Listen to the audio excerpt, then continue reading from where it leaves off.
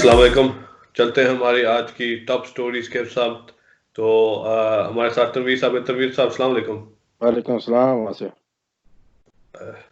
तो आज की हमारी जो टॉप स्टोरीज हैं वो आई है एक्सप्रेस न्यूज से। South China sea furious, Beijing accuses USA for inciting confrontation। दूसरा टॉपिक जो हमारा होगा वो है belt and road re emerges in Pakistan with flurry of China deals। और तीसरा टॉपिक हमारा जो Iran China deal to ditch dollar bypass USA sanctions from Kashmiri Observer। Euro Asians is saying that Iran India Chamber Port deal, Iran kicks out India from Chamber railway projects citing funding delays।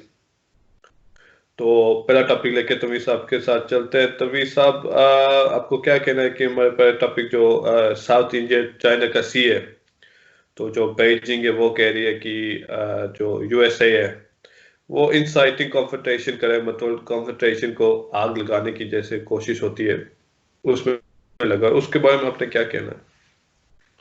उधर सी बात है, China ने तो आज सूरत ये करना ही है ना। इनकी आपस में पहले दिन से शुरू होगी, पहले कोरोना से शुरू हुई है, एक दूसरे को ट्रेड वार पे ऊपर एक दूसरे को कहते रहे। उसके बाद ट्रम्प ने बल्कि यहाँ तक कहने लगा, पब्लिक में आना कहना शुरू कर दिया था ये चाइनीज वायरस।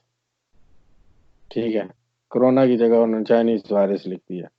उससे अलावा इनकी आपस में, उससे पहले अगर देखा जाए, देखो इनकी आपस में डील में तो इनकी आयात ही नहीं चाहिए। अमेरिका को खटक तो रहा था चाइना, हाँ, तो खटक तो रहा था, तो जाहिर सी बात है लगा हुआ है, कोशिश लगा हुआ है। लेकिन उनके पहले की अगर आप देखो ना, कहीं न्यूज़पेपर के ऊपर भी कहते हैं आज दिन तक अमेरिका को चाइना से कोई माशियत के ऊपर जो जंग शंग है वो अभी तक कोई जीता भी नहीं है। हम्म। तो जाहिर सी बात है, इंडिया इंडिया क्या करते हो, इंडिया ऐसे शेयर बन गया। खैर अब वो शेयर भी नहीं बना इन्होंने, वो अजीब प्लास्टिक का शेयर कोई बनाया हुआ था मोदी को, तो प्लास्टिक के शेयर से वो बस हवा निकल गई है। तो अब वो कोई फायदा मेरे ख्याल से अभी तक तो उनको कुछ नहीं हुआ इन्वेस्ट करने का, चाइना अमेरिका को इंडिया के ऊपर, या ट्रम्प को जप्फी डालने से, मोदी को जप्फी डालने से उसका फायदा नहीं हुआ। तो चाइना जो है वो अपनी जगह वो सही, वो कह रहा है, जाहिर सी बात है। चाइना अब कुछ कहते हैं सुपर पावर है, कुछ कहते हैं सुपर पावर टू है। अगर चलो जी 2 नंबर पर है या पहले नंबर पर है, तो अगर पहले दूसरे नंबर पर भी हुए तो इन दोनों की आपस में जो है ना, अब इजी नहीं है। माइशियत के हिसाब से देखा जाए तो चाइना पूरी दुनिया पे छाया हुआ है। तो दूसरी साइड से अमेरिका का हो गया, अमेरिका का जाहिर सी बात है अब उनके बहुत सारे मुल्कों के साथ ऐसा हो चुका है ना। अब अमेरिका कहाँ कहाँ कहाँ इन्वॉल्व नहीं हुआ। अफगानिस्तान में इन्वॉल्व हुआ, अफगानिस्तान से को पहले उसने रशिया के खिलाफ जो इस्तेमाल करना था वो हुआ। तो बहुत सारी वियतनाम। जगह, हम्म। वियतनाम हो गया, उसके अलावा बहुत सारी जगह हो गई हैं। तो अब अमेरिका के अंदर भी थोड़ा सा अपने अंदर भी लगे हुए हैं, मसले थोड़े शुरू हैं। तो चाइना के अभी इस टाइम तक तो वो जा रहा है, देखा जाएगा क्या होता है। कुछ दिनों के बाद सारा कुछ पता चल जाएगा। जी, चलते हैं दूसरे टॉपिक पे जो हमारा बेल्ट एंड रोड है पाकिस्तान से और चाइना का। उसमें खबर आई है कि China belt and road program has found new life in Pakistan with $11 billion worth of projects signed in the last month, driven by a former lieutenant general who has reinvigorated the infrastructure plan that's been languishing since Prime Minister Imran Khan took office 2 years ago. The National Insight deals on June 25th and July 6th for two hydropower generation projects costing $3.9 billion in the disputed Kashmir region, and another to revamp the South Asian National Communal Railway for $7.2 billion, the most expensive China project in Pakistan. तो आपने इन project के बारे में क्या माना है? उन्होंने 2 hydro plant Kashmir में बनाने, उनका रेलवे इंफ्रास्ट्रक्चर इंप्रूव करना है, और बाकी जो बेल्ट रोड तो आप जानते हो। तो इसके बारे में क्या कहना है जो अभी डील हो रही है? अच्छी बात है, होना चाहिए। पाकिस्तान को जाहिर सी बात है इन्वेस्ट हो रही है, होनी चाहिए। लेकिन इसके ऊपर ये पिछले दिनों में आपने सुना था ना, कुछ बंदे जाहिर सी बात है आगे थे, बहुत ज्यादा सुस्त हो गया था। इवन चाइना को भी थोड़ा बहुत इसके ऊपर लग गया था, कंसर्न था कि क्यों स्लो हो गया काम, बहुत ज्यादा स्लो हो गया। तो ये काम तो जाहिर सी बात है रियासत का रियासत के साथ होता है। तो काम जो है ना वो तो काम हो रहा है। अब इनको थोड़ा चाहिए, और भी स्पीड आनी चाहिए, थोड़ा सा काम में स्पीड देनी चाहिए।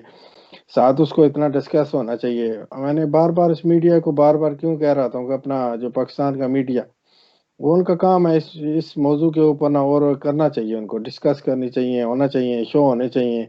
सिर्फ शो नहीं होना चाहिए कि आज बिलावल ने ये कह दिया, जरदारी ने वो कह दिया, नवाज शरीफ ने ये कह दिया, इमरान खान ने वो कह दिया। इनके पास उसके अलावा कोई चीज़ नहीं। इंटरनेशनल मेरे ख्याल से ये चीज़ें कोई सर्च कर नहीं रहे। चाइना और इनका क्या हो रहा है, या तो इनको हो सकता है रेटिंग ना बढ़ रही हो। तो हर चीज़ रेटिंग के लिए भी नहीं होनी चाहिए। कुछ चीज़ें जो होती हैं वो अपने मुल्क की, अच्छे प्रोजेक्ट की, इंडिया को जी, चलन की। इकोनॉमी बूस्ट होती है जो इन सब से, तो पाकिस्तान की ऑब्वियसली इकोनॉमी तो बहुत इम्पैक्ट होगा इन प्रोजेक्ट्स की वजह से। ऑफ कोर्स बहुत फर्क पड़ेगा। सी पैक की वजह से बड़ा फर्क पड़ेगा। सी पैक के ऊपर हमने लास्ट टाइम भी आप स्पेशल प्रोग्राम इसीलिए किया था।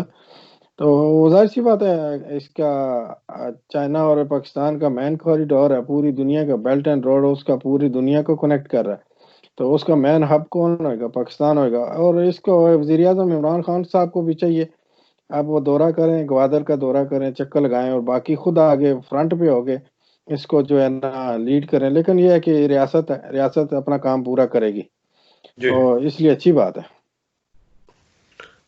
जी बिल्कुल। और व्यूअर्स के लिए अगर प्रोग्राम हमारे अच्छे लग रहे हैं तो सब्सक्राइब जरूर करना, कंटेंट अच्छे लगे तो लाइक भी करना। तो चलते हैं हमारे तीसरे टॉपिक से।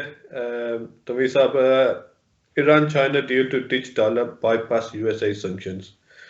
तो अभी ये इंफॉर्मेशन आ रही है कश्मीर ऑब्जर्वर से कि जो ईरान और चाइना दोनों हैं वो डॉलर को हटा के अपनी अपनी कोई करेंसी या गोल्ड करेंसी शुरू करना चाहते हैं, क्योंकि उन दोनों कंट्रियों में यूएसए ने सैंक्शन लगाए हुए हैं। तो उन सैंक्शन से बाईपास करने के लिए उन्होंने ये कदम उठाएंगे साथ में। इसके बारे में क्या कहना है आपने?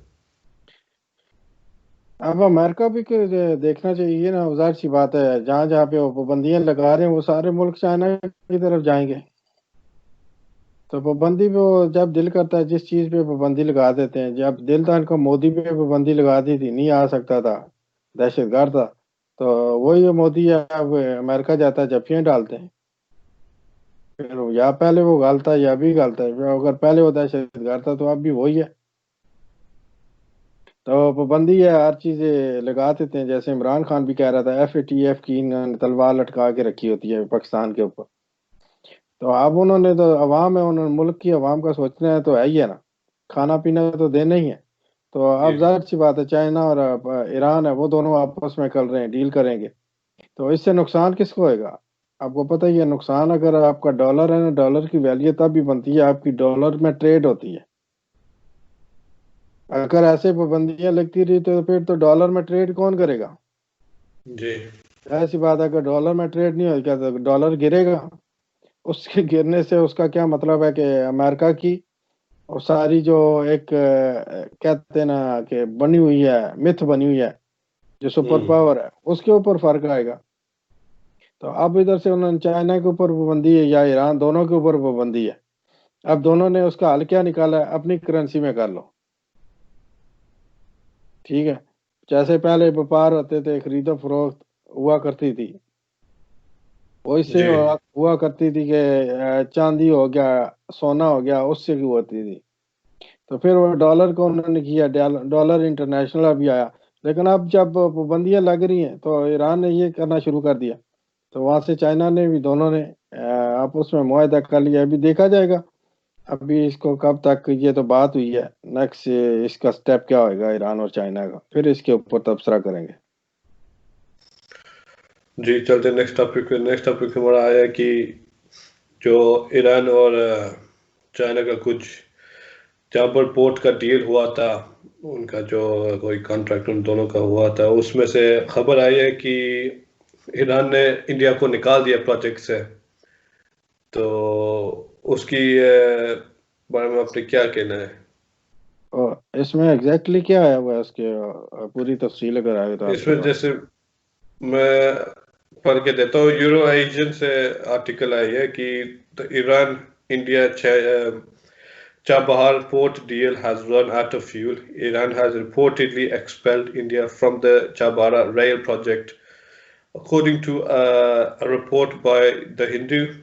According to the report, 4 years after the India and Iran signed a deal to construct a rail line from Chabahar port in Zaidan, Tehran, Tehran has decided to proceed with the project by itself, citing delays from New Delhi. तो इनका कोई port का railway port का contract हुआ था, ठीक है, जिसमें से कुछ डिलेज की वजह से, न्यू दिल्ली की वजह से ईरान ने कहा है कि अब वो पूरा प्रोजेक्ट खुद संभालेगा, तो इंडिया को प्रोजेक्ट से निकाल रहा है। एक होती है ना कि जिल्लत होती है, अब इस जिल्लत की वजह से ना इनका मोदी कितना और इससे ज्यादा और क्या जलील हो सकता है। वो बड़ा उसने इन्वेस्ट किया, बड़ी बड़ी जगह पे उसने इन्वेस्ट किया, ठीक है। तो अब उसका मैन जगह थी यहीं थी चाबहार में।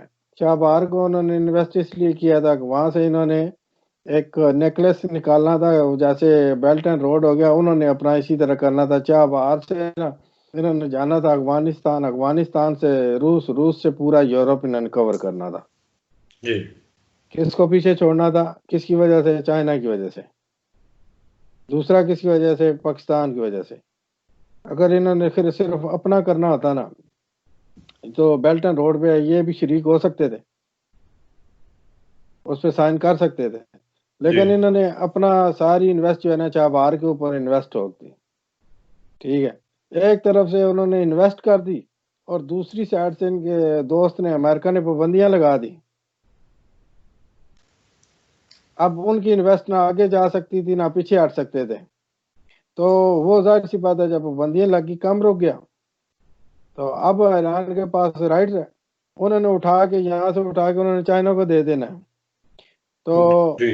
मोदी अब वहां बैठ के रोएगा कि इसने इतनी इन्वेस्ट की है, इन्वेस्ट करने के लिए इतना कुछ उसने इन्वेस्ट किया, बहुत कुछ किया है, तो वो इन्वेस्ट तो इसकी सारी लगी, ये तो होगी जिल्लत ना। वो जा सकेगा आगे ईरान से अफगानिस्तान, अब वहां भी नहीं जा सकेगा। जब चाह बाहर ही नहीं रही तो उसने वहां अफगानिस्तान में जाके क्या करना है, ठीक है। और उसका एक जो बेसिक हब उसने बनाने की कोशिश कर रहा था ना, तो वो बेसिक हब ही उससे टूट गया। ये एक मोदी के लिए और इंडिया के लिए बहुत बड़ा धचका है। जैसे इनको यही इन्वेस्ट इन्होंने जो की थी कौंसल खाने अफगानिस्तान में इधर उधर खोलते रहे, नहीं तो इंडिया का क्या लगे कौंसल खाने के साथ? अफगानिस्तान का कौन सा उनका बॉर्डर लगता है? वो वहां पे सिर्फ जाते रहे, पाकिस्तान के लिए खोलते रहे, वहां से पाकिस्तान से ट्रबल आती रही है। फिर गुलभूषण यादव जो इनका पाकिस्तान में पकड़ा गया था, वो ईरान से आया था, ईरान बाहर बिजनेसमैन, वो इधर आया था। अब वहां पे ना बचा इंडिया का बांस हो तो ना बजेगी उसकी बांसुरी। तो अब मोदी ने तो जाहिर सी बात है कोई अपने इधर उधर किसी से बना के रखी होनी चाहिए ना। अब वो किसी से उसने बना के नहीं रखी, ना ईरान से बना के रखी, ना किसी से बना के रखी। मैंने बताया ना कि सारा ट्रंप की तरफ गया हुआ था। तो अब वो बहुत कुछ लूज कर रहा है। मेन चीज जो है उन्होंने वहां से उठा ली, लूज हो गया। अब वो चाइना की तरफ चले जाएंगे। चाइना ने पहले ग्वादर है, अब चाबहार हो गया, दोनों के ऊपर कंट्रोल करेंगे। तो इंडिया के लिए बहुत बड़ा धचका है। अगर इसको प्रॉपर समझने वाले हो ना, तो इसके लिए प्रॉपर बहुत बड़ा धचका है। और इसका जिम्मेवार जाहिर सी बात है मोदी है, तो और कोई भी नहीं है। ईरान अब वहां से निकलना चाह रहा है, क्योंकि इंडिया ने सुनी है, अमेरिका की सुनी है, या पाबंदियां थी उसने कुछ नहीं किया। या तो फिर अगर तुम लोगों ने इन्वेस्ट की है फिर वो उसको जारी रखो। तो इसका सारा जो है ना खेती कराई मोदी की, इनकी खेती कराई खूह में डल गई है। जी दुर्वी साहब, आज के लिए इतना, आपके वक्त के लिए बड़ी मेहरबानी। इंशाल्लाह फिर नेक्स्ट टॉपिक पे आते हैं। व्यूअर्स के लिए थैंक यू वेरी मच। तो अगर पसंद आया तो सब्सक्राइब करना, चैनल को लाइक भी करना, और कोई सजेशन हो तो ज़रूर कमेंट करना। हम अपनी पूरी कोशिश करेंगे हर कमेंट का रिप्लाई देने के लिए। तो इंशाल्लाह नेक्स्ट टॉपिक्स पे आपसे बात होगी। अल्लाह हाफिज़।